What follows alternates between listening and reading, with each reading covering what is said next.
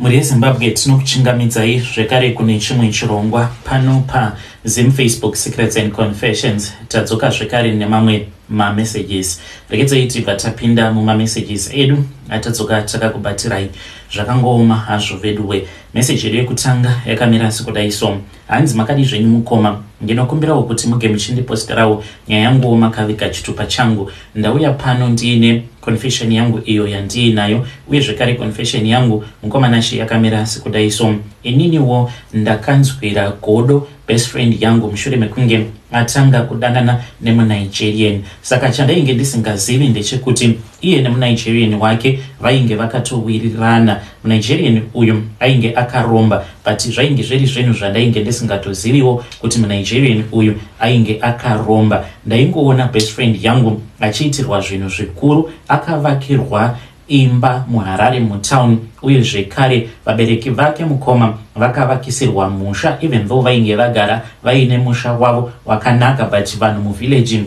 vakatoshamisika. Zvakaitika mukomanashi mushure mekunge best friend yangu atanga kufambidzana nemuNigerian wake, then vabereki vake vakabva vachizombobva kukumusha vakazombotanga kugara muHarare, achivalojera muHarare. Dzimba dzavo dzekumusha mukoma dzakaputswa dzose, kwakabva mabhiridha kuno kuSouth Africa. Mabhiridha awa akaenda kuZimbabwe akanotanga kuti 1 kuvakisira vabereki vake musha, ndivo vatori neimba yakanaka kuvillage ikoko mukoma. Saka ndakabva ndataka kunzwa godo pose apo paaindiratidza mapictures ekuti ona zvandaitirwa naoga. Aingoti kana akati obva anditi ona zvandaitirwa naoga vangu. So I felt so jealous. Friend yangu uyu iye ainge achishanda pane kamwe karestaurant, so pane kabar pakarestaurant ipapo, and maNigerian vanofarira kuita hang around pakabar ikako. So then that was when she came to me akabva anditi, sha, there is this other Nigerian guy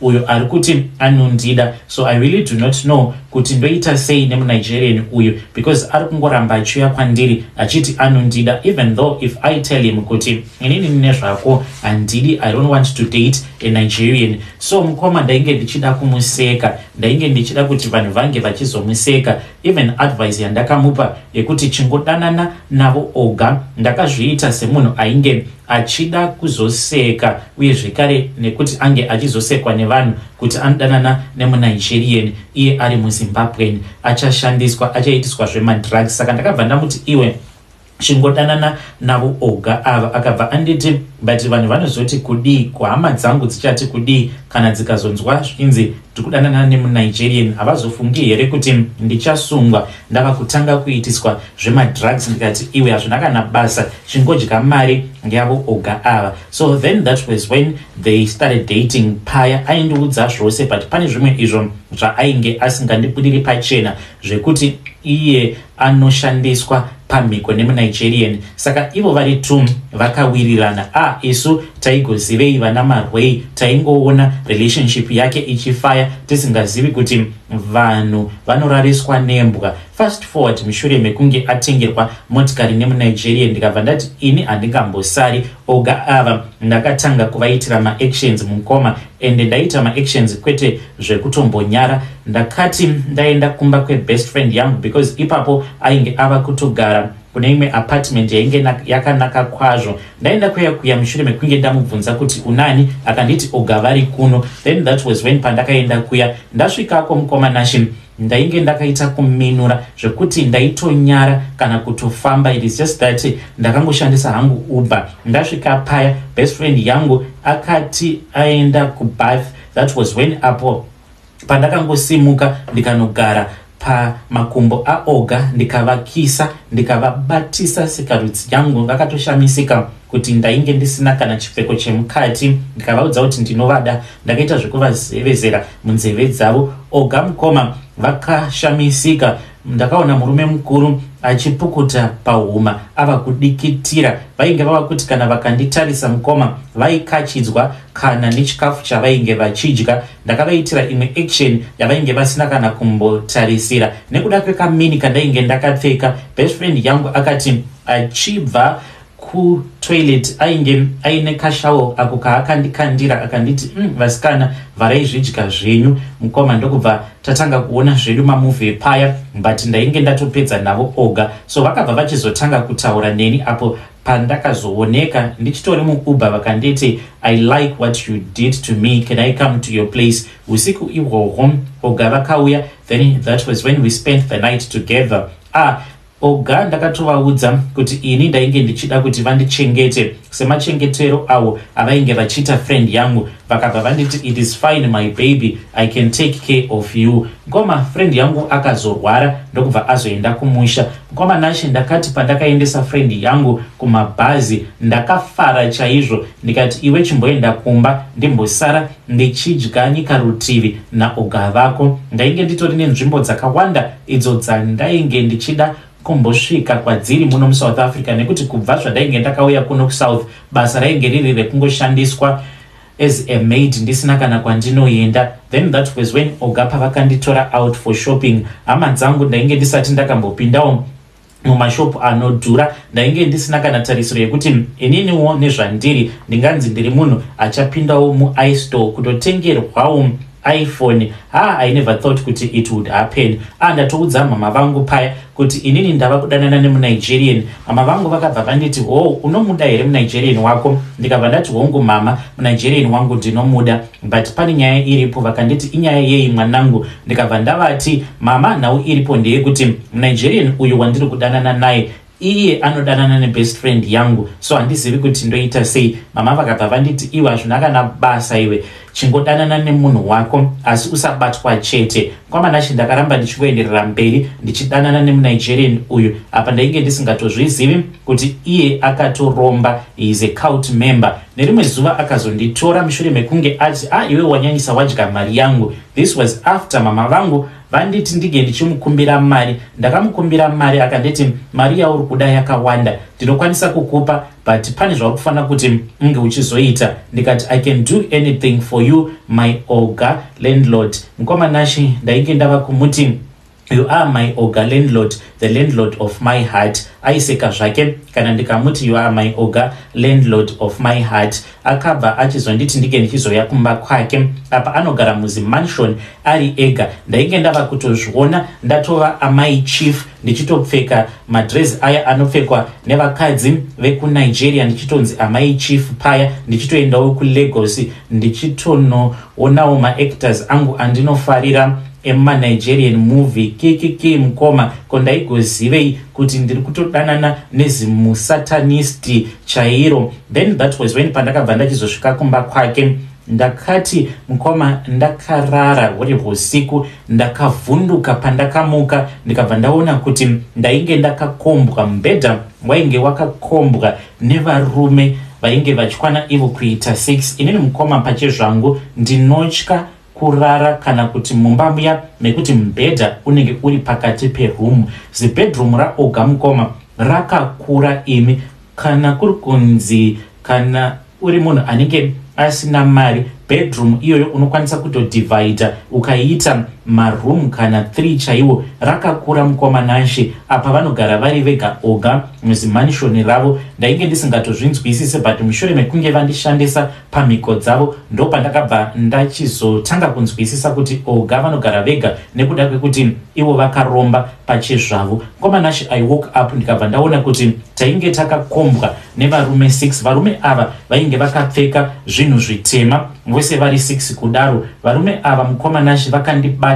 vakandiburutsa pambedha vakanditsakura vakaenda neni downstairs ndikanopinzwa mune imwe room. Muroom imomo mukoma mainge mungori nekametress kainge kari pakati peroom. Vakabva vanditi ndinge ndichitanga kuvayamwasika rudzi dzavo vose mukoma, asi oga ipapo vainge vasara vari upstairs. Izvo oga vainge vachitoshanduka. Oga ava vanoshanduka kuita imbwa mufunge zvenyu mukoma. So varume ava vakati vari busy neni kudaro asi vasati vatanga kurara neni. umwe wacho akazoya nemira rimwe ziglass rainge rakakura riri reblack. Ndimo makabuda Oga imomo, vakabva vachizoshanduka vakaita imbwa. Mutumbi wavo wose wainge uri wembwa, asi musoro wavo ndaitoona kuti vainge vari Oga mukoma. Vakabva vanditi, handiti uri kuda mari here, unofanira kuti unge uchirara neni. Ndakadai so, ndakachukuchiwa nacho chimbwa mupengo ichocho kusvika ndava kusaziva kuti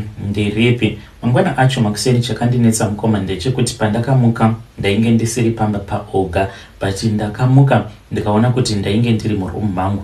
Zvinova zviri zvinhu zvakandinetsa kuti what is going on, because inini ndinogara kubasa mukoma. Saka kuti Oga ava vakauya vakandisiya kubasa sei, zvinhu zvekuti zvakatondishamisa. After that Oga vakandipa mari, ndikatumidzira mari kuna amai vangu.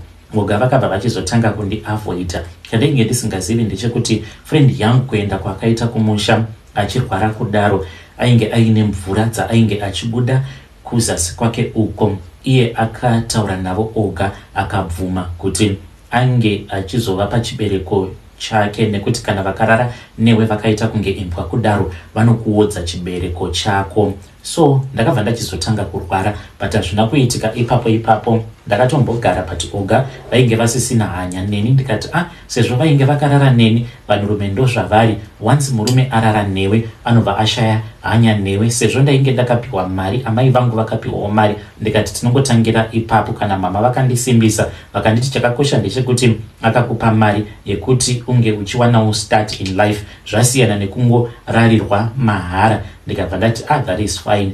Ndava kuenderera mberi paya neupenyu hwangu. Ndava neumwe murume uyo wandava kufambidzana naye. Saka nemurume uyu taiwanzo kungosangana usiku chete, because he was a married guy. Saka aingouya kubasa kwangu zviya zvema 2 minutes tobva taita bonde redu tichimhanya.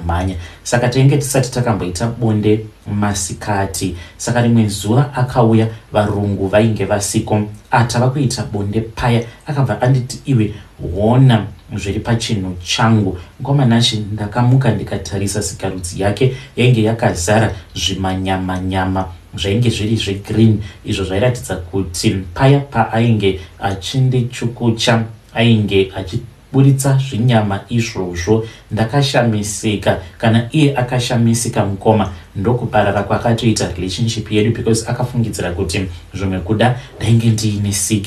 Izvo chibereko changu mukoma chainge chiri kutoora. Ndakabva ndatanga kurwara mukoma nashe. Ndakaenda kuzvipatara kwakasiyana-siyana. Ndakazoenda kune vamwe madzimai avo vakandiudza kuti ndainge ndiine murume uyo wandakarara naye. Murume uyo ainge akandishandisa paurombwa hwake. Ndakabva ndatongoti ndiOga chete ndivo vega vandakarara navo. Mukadzi iye ndakamuudza chokwadi ndikati ndaiva ndiine umwe muNigerian uyo wandaidanana naye. muNigerian uyu iye akaromba, zvakaitika ndezvekudai ndichivaudza madzimai paya. Vakabva vanditi tishandisai munamato uyu, asi muNigerian uyu iye ane simba. Mishonga yekuNigeria inokwanisa kutokurira kana mweya mutsvene nedzimwe nguva. So chiendai munotaura naye munzwe kuti munge muchizoita right, munozvifambisa sei, muzodzoka pano ndichazokuudzai futi zvimwe kana ndine zvandinenge ndaratidzwa namweya mutsvene.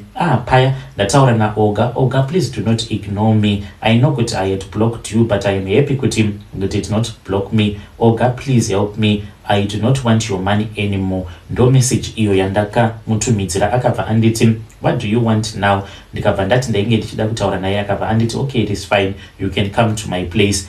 Paya ndaenda kumba kwa Oga, tagara pasi. Oga, ndo nyaya iripo, kurara kwamakaita neni paya. Ndakabva ndatanga kurwara, ende ndiri kurwara ndikuti kana ndikarara nomumwe murume sikarudzi yake painobuda mantini inenge yakazara zvimwe zvinyama zvegreen. Chiko chiri kuitika kwandiri. Ndakaenda kuna umwe muprofita uyu akandiudza kuti ndakarara nemunhu akaromba, ende ndimega Oga vandakarara navo. Chiri kuitika kwandiri. Oga vakangonditora, vakangondibata ruoko rwangu, then he dragged me upstairs. Vakaenda neni mune imwe room. Mukomanashi pandakaenda upstairs naOga for the first time, pane zvandakanzwa mukadzi ainge achitaura mune imwe room. Saka ndakangofungidzira kuti maybe Oga vane umwe munhu uyo wavainaye, because ndakatonzwa umwe mukadzi ainge achitaura, but mukadzi uyu aita sekunge ainge achitaura pafoni but achiratidza kuti iye muXhosa. Saka zvaainge achitaura ndainge ndisingakwanisi kunyatsokuzvinzwa because ndinongogona Zulu but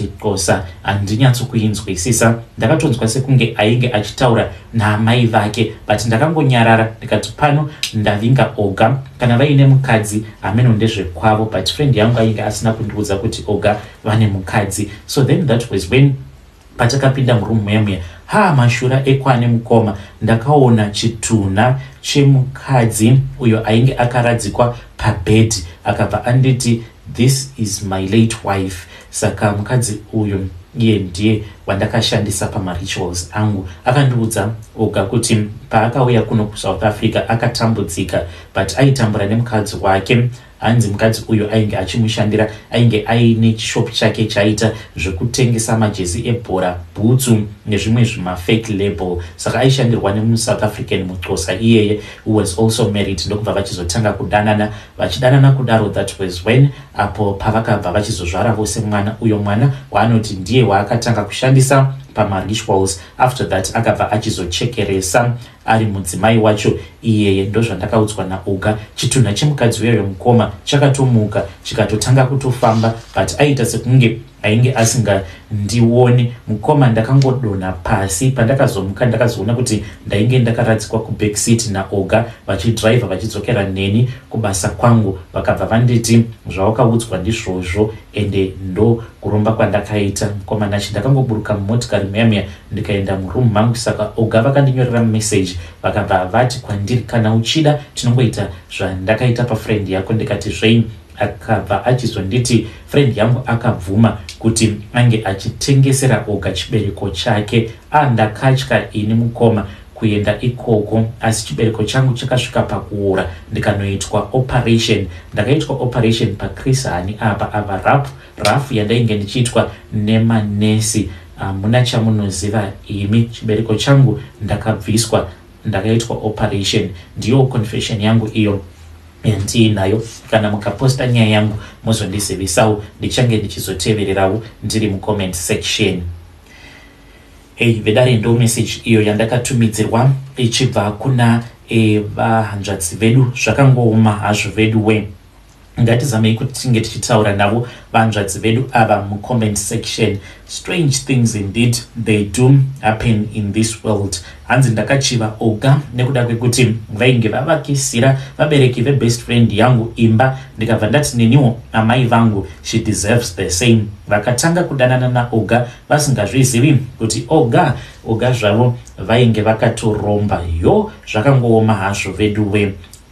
Vedare pane imwe message iyo yandakatumidzirwa ichibva kuna vahanzvadzi vedu. Vahanzvadzi vedu vari kuti ivo hanzi vakaedza kuita zviya zvakataurwa nevamwe vaya vainge vachiti vanoroya. Saka ivo vari kuti pavakaedza kuita zvinhu izvi hanzi amai vavo vakazotanga kuvafonera, vachivafonera usiku hwose. Ivo vanoti amai vavo vanoratidza kuti vanoita zvekuroya, uye zvekare amai vavo vanoti kana vakatanga kudanana nemurume uyo kwavanenge vachidanana naye hanzi vanotovaudza kuti murume iyeye siyana naye, ndichazokuudza kana nguva yakwana yekuti unge uchizoroorwa. Saka vari kuti pavakaedza kunwa lemon ravainge vakazanganisa nesalt nemvura yainge iri makuseni sezvakataurwa namama vaya hanzi vakabva vachizotanga kutukwa namai vavo. Uye zvekare hanzi stove yakaputika apo pavakaedza zvekare kuti vange vachiboila mvura. So ndo narration yenyaya iyo